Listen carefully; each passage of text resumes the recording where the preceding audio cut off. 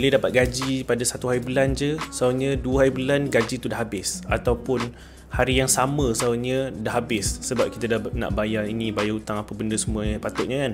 Jadi 29 hari lepas tu kita terpaksa lah cari sini sana duit, berhutang, SPay later, Grab pay later, apa benda, guna credit card dan sebagainya. Dan akhirnya bila dapat bonus, kegunaan bonus tu adalah untuk bayar hutang-hutang kita je. Ada tak siapa di sini? Sebab dulu saya macam tu. Sampailah saya terjumpa, saya tengok banyak-banyak video YouTube, banyak belajar daripada orang lain macam mana diorang buat. Dan salah satu video yang saya nampak adalah payday rutin diorang. Bila diorang dapat gaji, apa diorang buat. Dan saya pun ikut dan saya rumuskan dalam video ni supaya orang yang macam kita ni bila dapat duit dan cepat hilang, kita tak tahu duit kita gimana, kita buat macam ni supaya kita dapatlah simpan sum duit atau kita nampak duit kita kat mana. Kalau siapa yang tengok video ni sampai kat sini dan rasa video-video ni bagus, bermanfaat, saya minta tolong subscribe. Kita masuk. Nombor 1 adalah kita kena pay ourselves first. Kita kena simpan duit dekat somewhere yang kita tak dapat nak ambil dengan senang. Sebab saya tahu kalau kita dapat benda, kita dapat guna duit tu dengan senang, kita dapat withdraw. Contoh kita simpan dekat tabung Maybank ke apa kan, senang je kita nak keluarkan. Dan kita akan rasa macam terpaksa ni kena ambil. Walaupun kita niat nak simpan duit ni, niat kita nak simpan RM50 ni, tapi terpaksa beli something else kan, nak beli untuk keluarga. Saya tahu. Sebab tu kita kena simpan duit untuk diri kita secara automatik dekat tempat yang susah kita nak ambil. Macam contoh untuk saya letak dekat saya punya plan takaful yang sebelum ni saya bayar 250, tapi saya tambah RM100 hanya untuk savings je, jadilah 350. So maksudnya kat situ setiap bulan sebelum saya dapat duit tu, RM100 tu dah pergi ke tabung simpanan saya kat takaful lah, yang diorang invest, diorang buat macam-macam lah, diorang invest duit tu kat tempat syariah. Tapi yang saya tahu, benda tu saya tak dapat lagi, dia dah simpan dan saya nak withdraw susah. So itulah saya punya definition of pay myself first. Simpan duit tu untuk diri saya, sebab saya tahu kalau saya dapat access duit tu, confirm saya akan guna untuk apa benda yang penting lah. So at least lepas setahun adalah sekurang-kurangnya 1,200. Nombor 2, of course lah, kita kena jalankan tanggungjawab kita. Kita kena bagi kat mak bapak dan kepada isteri, kalau ada siapa yang ada isteri lah. Dan kalau siapa yang ada mak bapak lah, masih ada mak bapak lagi. So itu nombor first kali. Nombor 2 kita kena buat, bagi kat mak bapak tak kisah berapa, dan kepada isteri. Of course lah korang tahu benda ni tak payah cakap pun. Nombor 3 pula adalah kita kena bayar keperluan dulu. So kita tengok dekat triangle ni, yang dulu saya belajar psikologi, ada Maslow's hierarchy of needs lah. Okay, first kali benda yang penting adalah tempat tinggal, makanan, minum, electricity. So basically benda yang kita memang asas, benda yang kita perlukan. Air.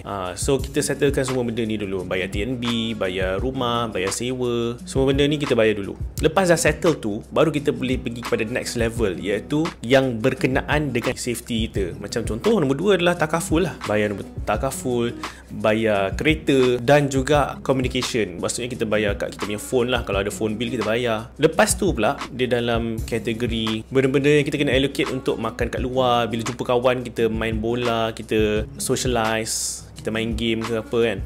Itu nombor 3. Nombor 4 pula adalah berkenaan dengan self-improvement. Macam kita beli buku, kita pergi training, kita bayar untuk seminar. So pentingkan 4 ni dulu. Kalau kita nak makan pun tak cukup, takkanlah kita nak beli kereta mahal. Kalau kita nak makan pun tak cukup, takkan kita nak bayar takaful. Betul tak? So pentingkan benda-benda asas dulu. So korang list down, ikut triangle ni. Lepas korang list down mana satu yang penting dulu, bayar dulu. Okay, bila dah settle semua tu dan ada duit lebihan, dan saya syorkan lah, kalau siapa yang betul nak bina kekayaan daripada umur muda, mulalah invest. Invest sikit pun tak apa, tapi sebelum kita invest, make sure kita tak ada hutang yang interest dia tinggi. Sebab kalau kita ada hutang yang interest tinggi, dan kalau kita invest yang mungkin rugi, mungkin untung, tak ada gunanya juga. Sebab interest yang tinggi tu akan menyebabkan kita punya investment tu jadi macam tak ada apa-apa lah, macam tak ada investment. So seelok-eloknya settlekan hutang yang interest tinggi tu dulu. Next, allocate dekat dalam savings mana-mana 1 hingga 3 bulan gaji untuk bayar benda-benda asas yang saya cakap tu. Macam rumah, electricity, air, makan, minum. So at least kena ada 3 bulan, ataupun start dengan sebulan dululah. Of course tak senang, tapi kena mula dulu, kena mula somewhere. Kena ada satu tabung ni yang macam cuma orang nak cakap lah, orang panggil emergency fund. So contoh kalau kita kena buang kerja ke, something happen, gaji kita terhenti, at least kita ada 3 bulan untuk fikir. First bulan untuk sedih lah, contoh sebulan pertama sedih, apa jadi lah, kenapa aku kena buang kerja. Bulan kedua mulalah kita cari kerja, dan last bulan ketiga tu dapat kerja yang lebih bagus. Mana tahu rezeki kan. 3 bulan untuk kita buat sesuatu supaya dapat balik income. Tak kisahlah kalau contoh dah tak nak kerja dah, nak start business ke apa, at least ada 3 bulan untuk survive. Dan sementara nak simpan emergency fund tu, kena juga simpan 10% hingga 20% daripada kita punya income. Saya tahu memang ada orang macam macam mana ni, memang tak cukup duit kan, macam mana kita nak simpan. Okey, kalau macam tu tak kisah, buat RM20, RM30 pun tak apa. Macam saya buat, macam saya memang tight kan, sebab tu saya simpan dekat plan takaful saya yang saya tahu susah nak susik kat sana. Tapi saya tahu kalau saya perlukan duit, saya boleh ambil kat sana walaupun bukan instant. Dan last sekali, jangan lupa bayar zakat dan bersedekah. Tips dia untuk semua ni adalah kita kena automatikkan dia. Lagi elok bila dapat duit tu je, terus automatik duit tu pergi ke tempat-tempat yang kita patut salurkan. Contoh bills ke, bayar takaful ke, bagi letak dalam account yang separate untuk expenses bulanan ke. Yang penting benda ni kena automatik supaya kita tak perlu nak buat apa-apa. Lagi elok kalau contoh kita dah sampai hari gaji tu, kita tak payah buat apa-apa langsung, tengok semua dah tolak siap-siap, lepas tu tinggal dalam tu ada lebihan lah. Lebihan tu lah kita boleh guna. Lepas dah simpan semua, lepas dah simpan emergency fund, investment semua dah settle, tengok ada lebihan. So itulah kita punya spending yang kita boleh spend tanpa kita nak tanya siapa-siapa pun, tanpa nak tanya isteri, tanpa nak tanya husband. Benda tu, duit tu kita boleh spend sampai habis tanpa rasa bersalah. In terms of bayar hutang, ada 2 cara. Ada satu, orang suka guna cara bayar interest yang paling tinggi dulu. Ni adalah satu cara yang paling bijak lah. Orang-orang pengiraan, orang-orang maths semua memang pandai. Dia kata kalau buat cara ni memang akan save lebih banyak duit. Tapi saya lebih suka bayar yang interest, tak kisah interest berapa, asalkan hutang tu yang paling sikit. Contoh ada banyak hutang, contoh ada RM100,000 hutang, tapi hutang pertama harga dia hutang pertama adalah RM1,000 saja. So saya suka settlekan tu dulu, walaupun dia tak ada interest ke, interest dia rendah, just supaya kita dapat momentum untuk menyelesaikan hutang, supaya kita rasa happy, rasa betul lah next month saya nak settlekan hutang apa pula. So saya suka cara macam tu. So korang pilih macam mana korang suka, nak settlekan interest yang paling tinggi dulu ataupun hutang yang paling rendah dulu. Of course memang tak senang nak bayar komitmen ni bila dapat gaji sahurnya duit habis. Bukan kita seorang saja, ramai orang macam ni. Dan semua orang, most lah dalam 60% 70% orang dekat Malaysia memang macam ni. Bukan kekurangan duit, ngam-ngam je duit. Yang penting adalah kita punya potensi untuk dapat continue dapat gaji bulanan.